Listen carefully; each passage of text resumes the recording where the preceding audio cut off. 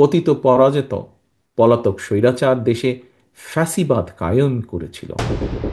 চারপাশে সুপ্ত আকাঙ্ক্ষায় গুপ্ত স্বৈরাচার ওত পেতে আছে, এমন মন্তব্য করে দলের চূড়ান্ত প্রার্থীকে বিজয়ী করতে নেতাকর্মীদের ঐক্যবদ্ধভাবে কাজ করার আহ্বান জানিয়েছেন বিএনপির ভারপ্রাপ্ত চেয়ারম্যান তারেক রহমান।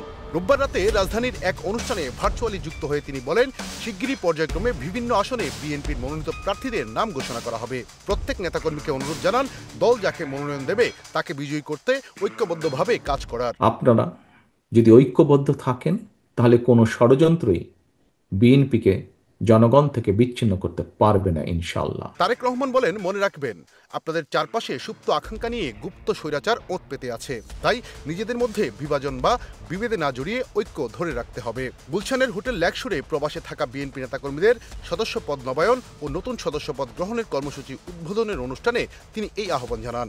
দলের নেতাকর্মীদের উদ্দেশ্যে তিনি বলেন, বিএনপির প্রতিটি প্রার্থী শহীদ জিয়ার আদর্শে বিশ্বাসী এবং খালেদা জিয়ার সৈনিক। তিনি আরও বলেন, স্বাধীনতার ঘোষকের প্রতি অমর্যাদা কিংবা মাদার অফ ডেমোক্রেসির অবদানকে প্রশ্নবিদ্ধ করার মতো কোনো আচরণ যেন কেউ না করেন, কারণ এসব আচরণে সারা দেশের বিএনপি সমর্থকরা বিব্রত হয়। তারেক রহমান বলেন, অন্তর্বর্তীকালীন সরকার আগামী ফেব্রুয়ারিতে জাতীয় নির্বাচন অনুষ্ঠানের ঘোষণা দিয়েছে এবং নির্বাচন কমিশনও যথাসময়ে তফসিল ঘোষণা করবে। বিএনপি ইতিমধ্যেই নির্বাচনের জন্য সব ধরনের প্রস্তুতি সম্পন্ন করেছে। তিনি জানান, ৩০০ আসনে বিএনপি দলীয় প্রার্থী কিংবা বিএনপি সমর্থিত প্রার্থীদের মনোনয়ন প্রক্রিয়া প্রায় চূড়ান্ত পর্যায়ে রয়েছে। প্রতিটি আসনে একাধিক যোগ্য প্রার্থী থাকা সত্ত্বেও সবাইকে মনোনয়ন দেওয়া সম্ভব নয়, এটাই বাস্তবতা।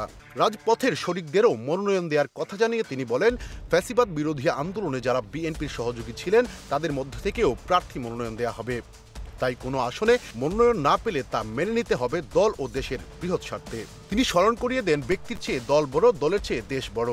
তারেক রহমান অভিযোগ করে বলেন, শুধু বিএনপির বিজয় ঠেকাতে গিয়ে অতীতে এক পতিত স্বৈরাচার দেশে ফ্যাসিবাদ কায়েম করেছিল। পতিত পরাজিত পলাতক স্বৈরাচার দেশে ফ্যাসিবাদ কায়েম করেছিল। বিগত ১৫ বছরে ধ্বংস করা হয়েছে নির্বাচনী ব্যবস্থা।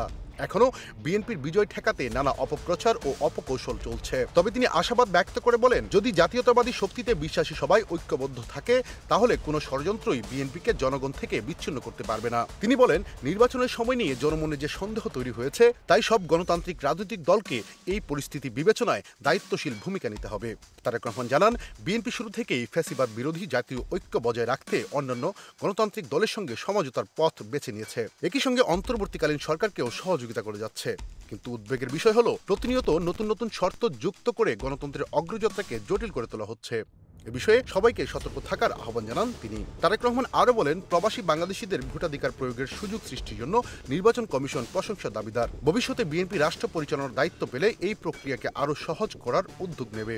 অনুষ্ঠানে সভাপতিত্ব করেন বিএনপির মহাসচিব মির্জা ফখরুল ইসলাম আলমগীর। বক্তব্য রাখেন স্থায়ী কমিটির সদস্য গয়েশ্বরচন্দ্র রায়, ডক্টর আব্দুল মঈন খান, নজরুল ইসলাম খান, আমির খসরু মাহমুদ চৌধুরী সহ দলের শীর্ষস্থানীয় নেতারা। এস এম শামীম, সুখবর।